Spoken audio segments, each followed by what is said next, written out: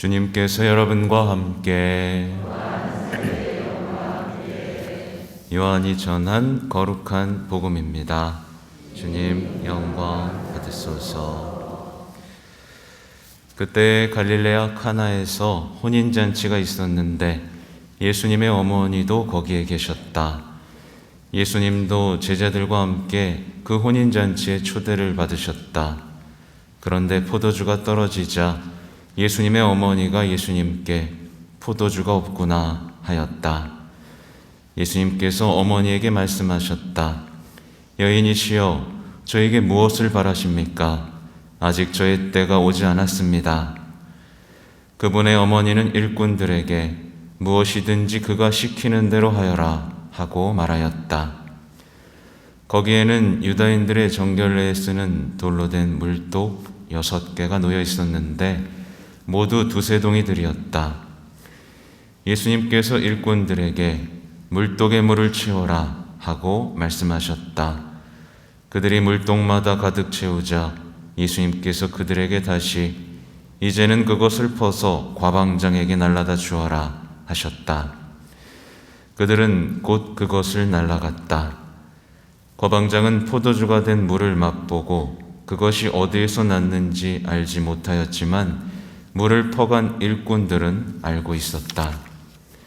그래서 과방장이 신랑을 불러 그에게 말하였다. 누구든지 먼저 좋은 포도주를 내놓고 손님들이 취하면 그보다 못한 것을 내놓는데 지금까지 좋은 포도주를 남겨두셨군요. 이렇게 예수님께서는 처음으로 갈릴레아 카나에서 표징을 일으키시어 당신의 영광을 드러내셨다. 그리하여 제자들은 예수님을 믿게 되었다. 주님의 말씀입니다.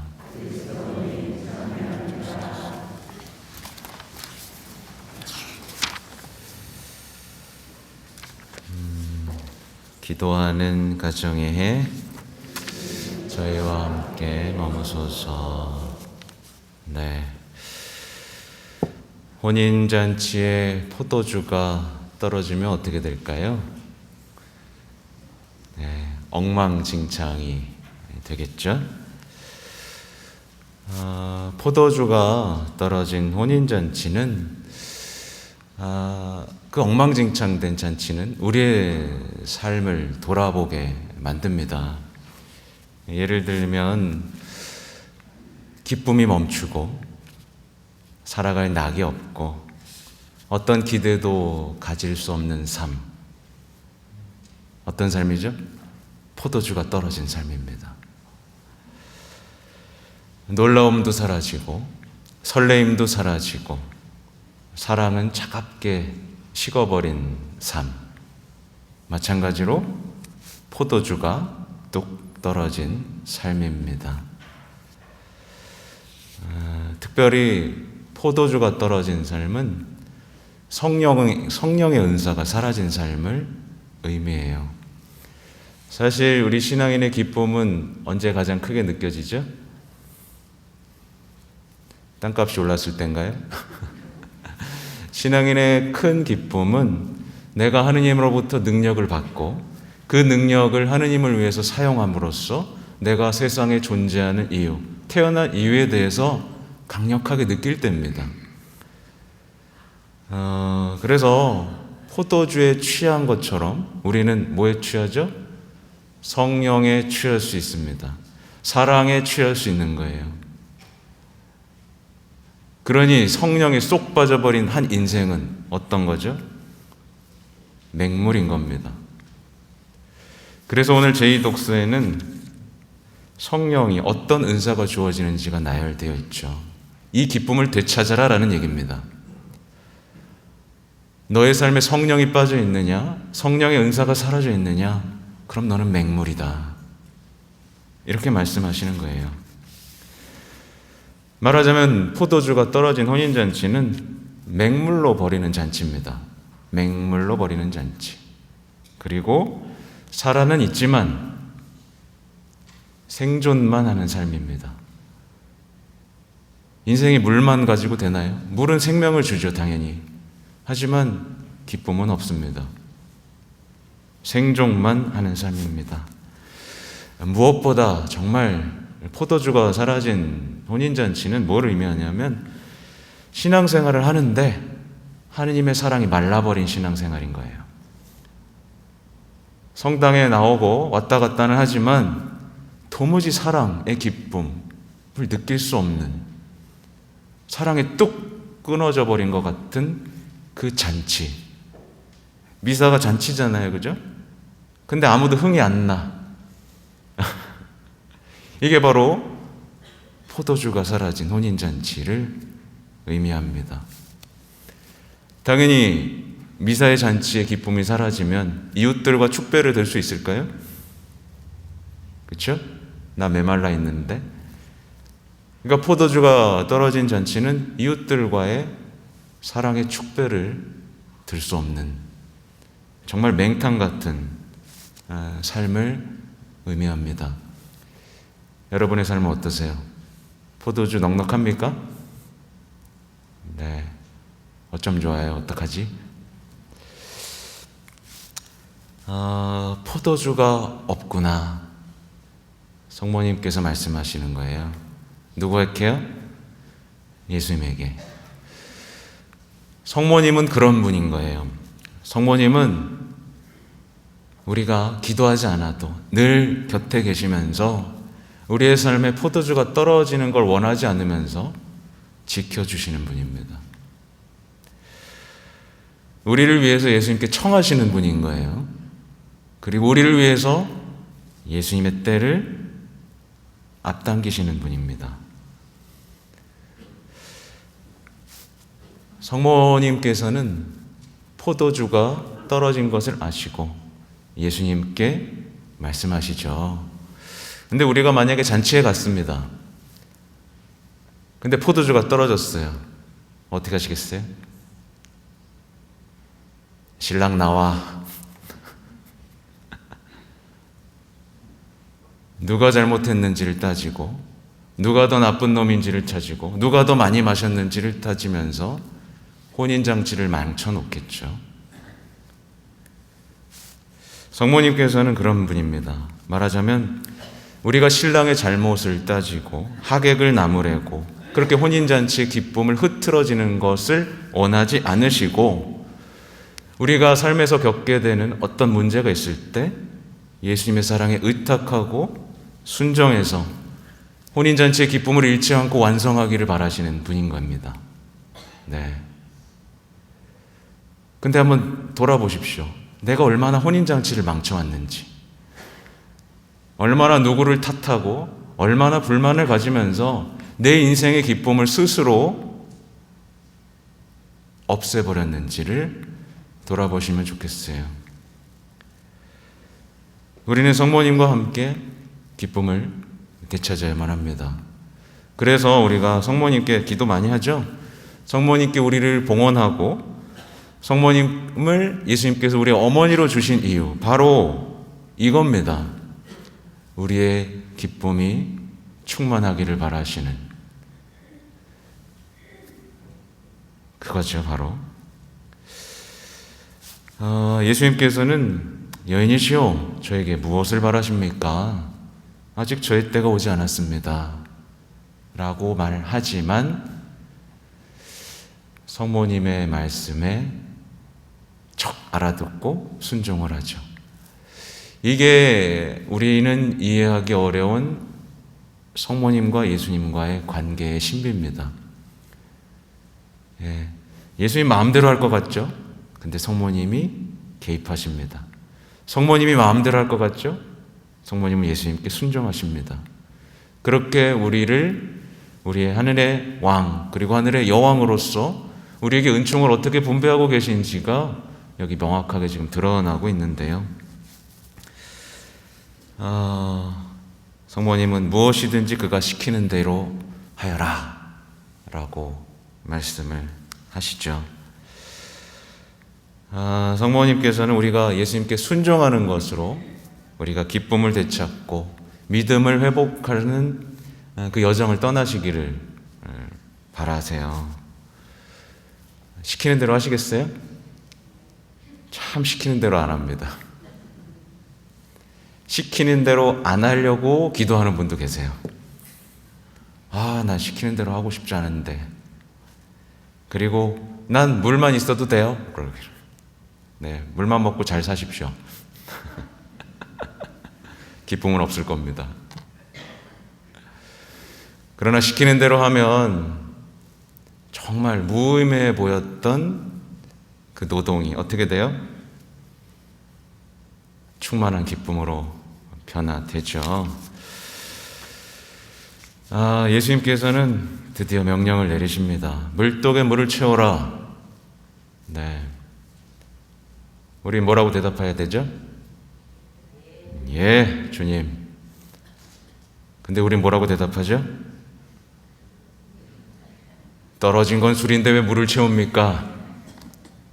그게 무슨 소용이 있습니까?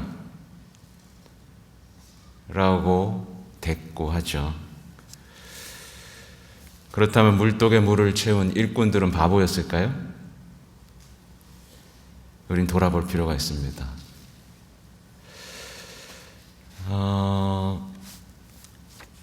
또 하나의 질문이 하나 생기는데 예수님께서 그것을 퍼서 과방장에게 날라다 주어라 라고 말씀하시는데, 그럼 과연 물은 포도주로 언제 변했을까요?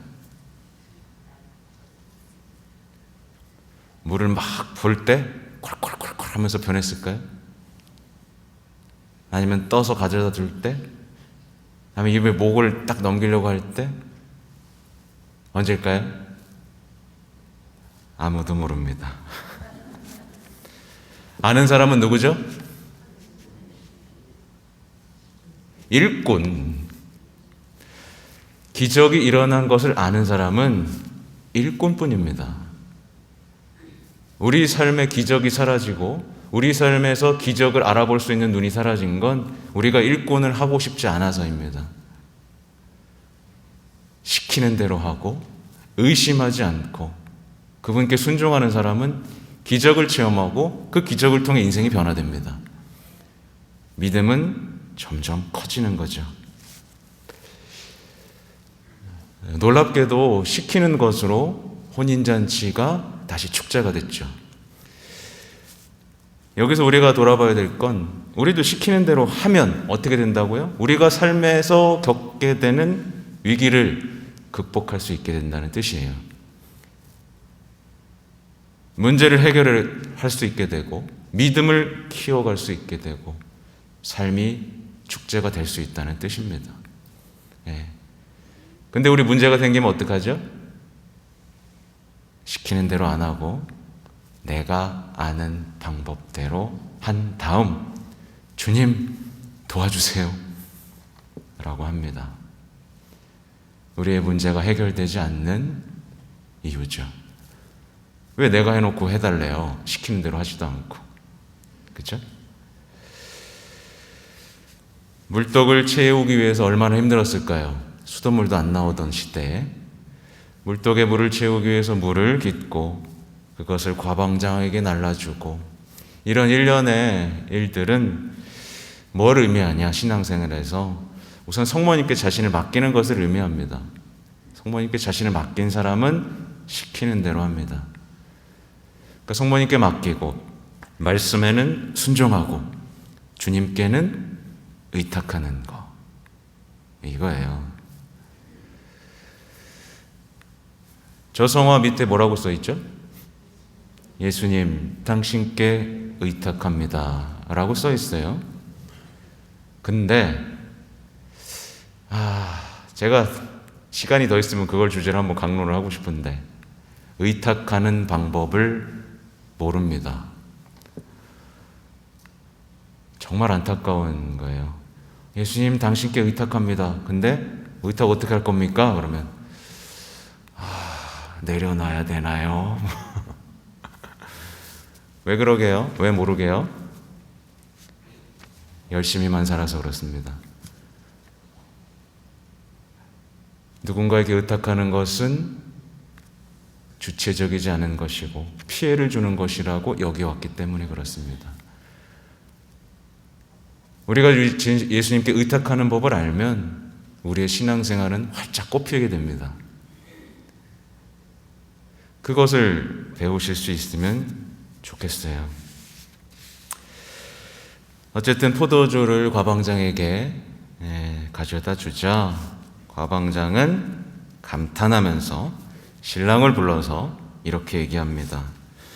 누구든지 먼저 좋은 포도주를 내놓고 손님들이 취하면 그보다 못한 것을 내놓는데 지금까지 좋은 포도주를 남겨두셨군요. 예, 보면은 굉장히 아름다운 의미가 숨어져 있어요. 뭐냐면 세상은 어떻게 하는 거죠? 세상은 항상 좋은 것을 내놓습니다. 좋은 것을 먼저 내놓죠. 그 다음에 세상은 항상 어떻게 해요? 그 다음에 그보다 못한 것을 내놓습니다.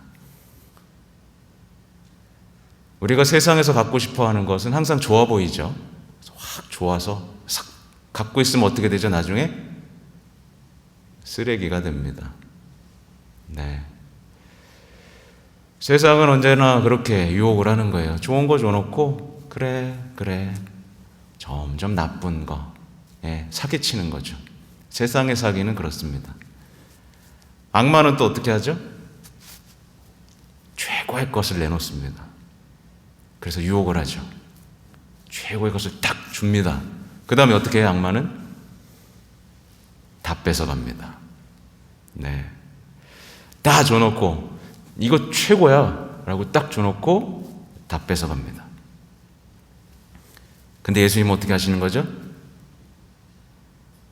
좋은 것을 주시고 더 좋은 것을 주시고 그보다 더 좋은 것을 주시고 최고의 것을 계속해서 주시는 거죠. 이게 신앙생활의 기쁨입니다. 여러분 체험하고 계세요? 저만 체험하고 있나 봅니다. 예수님은 항상 더 좋은 포도주를 남겨두시고 우리의 삶을 충만하게 해주시는 분입니다. 부디 세상에 속지 마시고 악마의 덫에 걸려들지 마시기 바랍니다. 아무튼 오늘 보면 물독을 채웠는데 그 물독이 어디 쓰이는 거였어요? 정결례에 쓰이는 거였죠. 모세의 율법을 지키기 위한 도구였죠. 근데 시키는 대로 하니까 그게 어떻게 됐어요? 포도주 단지가 돼버렸네. 말하자면 우리는 시키는 대로 하는 것을 통해서 어떻게 되느냐? 율법의 엄격함에서 복음의 기쁨을 체험할 수 있게 되는 거죠. 네, 아주 엄격했던 그 율법에서 이 물독이 기쁨의 샘이 돼버리는 겁니다. 그렇게 우리는 시키는 대로 하는 것에서 맹물 같은 삶에서 포도주와 같은 삶이 되는 거죠. 그래서 여러분이 포도주와 같은 삶이 되면 세상 사람들이 어떻게 해야 되겠어요? 여러분을 보고 기뻐합니다. 포도주와 같이 변화된 사람이 세상을 기쁘게 사랑에 취하도록 세상에 온 세상에 성령이 느리도록 하는 삶이 포도주와 같은 삶인 겁니다. 그럼 여러분은 좋은 포도주가 된 것에 만족하세요? 그보다 더한 것이 있는데 뭐냐면 물이 포도주가 됐죠? 포도주가 뭐가 돼요? 피가 됩니다. 이 잔치에서 누군가에게 즐거움과 기쁨이 되는 삶을 넘어서서 뭐가 있는 거죠? 누군가를 위해 희생함으로써 세상에 구원을 가져다 오는 삶이 있는 겁니다. 자, 그러면 피가 되고 싶으신 분,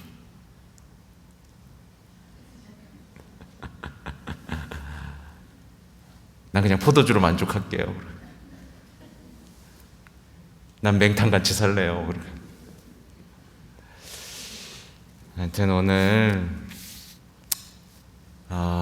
가나의 혼인잔치의 기적, 제가 아주 일부만 묵상해 낸 겁니다. 얼마나 예수님의 말씀은 풍성한지 몰라요. 이미 더 좋은 포도주가 여기 숨어 있는데 제가 발견 못한 겁니다. 그죠? 여러분이 발견하실 수 있는 거예요. 하여튼 여러분의 삶이 카나에서의 혼인잔치처럼 되길 바랍니다. 그러기 위해서는 반드시 해야 될 것, 예수님을 초대하고 성모님이 계셔야 되는 겁니다. 두 분이 없다면 그 혼인잔치는 형편없이 망가진 맹탕의 잔치가 되겠죠. 여러분의 가슴 속에 늘 예수님과 성모님이 함께하기를 기도하겠습니다. 아멘.